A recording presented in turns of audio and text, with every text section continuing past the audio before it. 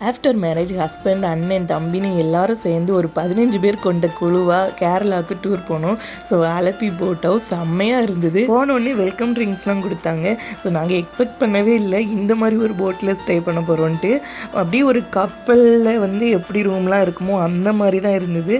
So one day ஃபுல்லுமே வந்து போட்டில் தான் ஸ்டே பண்ணோம். இப்படிலாம் வந்து அலப்பியில் போட் ஹவுஸ் இருக்குதுன்னு கூட நான் வந்து இதுக்கு முன்னாடி கேள்விப்பட்டது இல்லை. ஸோ ஃபஸ்ட் டைம் போனோம். அவ்வளோ அழகாக இருந்தது. ஸோ நாங்கள் போன போட்டில் வந்து 4 ரூம் இருக்கிற மாதிரி புக் பண்ணியிருந்தோம். வாய்ப்பு கிடைச்சா கண்டிப்பாக எல்லாருமே போயிட்டு வாங்க. இதில் வந்து நம்ம ஒரு ஃபேமிலின்னு போனோன்னா கொஞ்சம் அமௌண்ட் இடிக்கிற மாதிரி இருக்கும். 2-3 ஃபேமிலி அப்படின்னு பிளான் போட்டு போகும்போது ஷேர் பண்ணி கொடுக்குறதுக்கு கொஞ்சம் நல்லாயிருக்கும். ஆக்சுவலி நாங்கள் போனது போன வருஷம் February 4 பட் நான் இந்த வருஷம் வந்து வீடியோ போட்டுட்ருக்கேன். கரெக்டாக 1 இயர் ஆகுது. ரூம் வந்து பார்க்கவே பக்காவாக அழகாக இருந்தது. ஸோ வந்து கிங் சைஸ் கட்டில், அப்புறம் வந்து ஒரு பர்சனல் கபோர்டு, உள்ளே வந்து அட்டஸ்டட் பாத்ரூம் எல்லாமே வந்து கொடுத்துருந்தாங்க. ரொம்ப நல்லா இருந்தது. நம்ம வந்து ரூமில் இருந்து வெளியில் பார்த்தோன்னா அங்கே போட் போகிறது எல்லாமே தெரியும். ஸோ நைட்டு தான் வந்து திறந்து வைக்க முடியல, அவ்வளோ கொசு.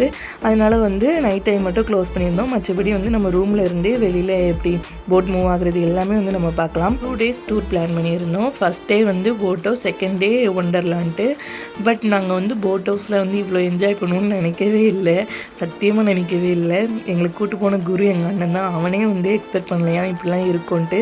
ஸோ யாருமே வந்து நெட்டில் சர்ச் பண்ணிட்டு கூட பார்க்கல எப்படிலாம் இருக்கும் அப்படின்ட்டு. எந்த ஒரு ப்ரிப்பரேஷனும் இல்லாமல் தான் போயிருந்தோம். திடீர்னு தான் நாங்கள் கிளம்பி போன மாதிரி போயிருந்தோம். டூர் வந்து அப்பப்போ பிளான் போடுவோம், கேன்சல் ஆயிரும். ஸோ இது வந்து எப்படி இருக்க போதுன்னு எதுவுமே பிளான் போடாமல் போயிருந்தோம். லன்ச் எல்லாமே வந்து அவங்களே ப்ரொவைட் பண்ணிடுவாங்க. நம்ம வந்து என்ன ஃபுட் வேணும்னு முதலே சொல்லிடணும். சிக்கன் வேணும்னா சிக்கன் பண்ணி தருவாங்க, ஃபிஷ் வேணும்னா ஃபிஷ் பண்ணி தருவாங்க. ட்ராவல் பண்ணி வந்ததுனால ரொம்பவே டயர்டாக இருந்தது. ஸோ தம்பி வந்து சாப்பிட்டுட்டு நல்லா தூங்கியாச்சு. இதில் தூங்குறதுக்கு அங்கே வந்து கீழே வா பொங்கு வந்து என்ஜாய் பண்ணி எல்லோரும் போட்டை ரசிச்சுட்டு இருக்காங்க, என்ஜாய் பண்ணிகிட்டு இருக்காங்க. ஓடியான்னு சொல்லி கூப்பிட்டு வந்தது தான் வந்து இவன் என்ன பண்ணான்னா, இங்கே வந்து சைடில் ஸ்பீட் போட்டில் வந்து கூப்பிட்டுட்டே இருக்காங்க. நாங்கள் வந்து தனியாக சுற்றி காட்டுறோம்னு சொல்லிட்டு. ஸோ அது அவங்கக்கிட்ட டீல் பேசிகிட்டு இருந்தான். அவன் பேசுனது மட்டும் இல்லாமல் நல்லா ரவுண்ட் அடிச்சுட்டு வந்துட்டு என் வீட்டுக்காரையும் ஏற்றி விட்டுட்டான். எத்தான் செம்மையாக இருந்தது, ரைடு போங்க நீங்களும் அப்படின்ட்டு. ஸோ அவங்களும் வந்து வாங்கிச்சு நம்மளும் போயிட்டு வருவோம் அப்படி சொல்லிட்டு என்னை ஒரே கூப்பிட்டுட்டே இருந்தாங்க. சரி வாங்கன்ட்டு நானும் ஏறி போயிட்டேன். ஆனால் போனதுக்கப்புறம் தான் ரொம்ப திக்குன்னு இருந்துச்சு.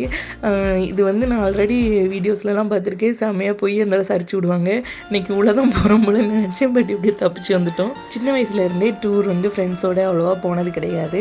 ஸோ இப்போ வந்து ஃப்ரெண்ட்ஸ் அண்ட் ஃபேமிலியோடு போகும்போது செம்மையாக இருந்தது.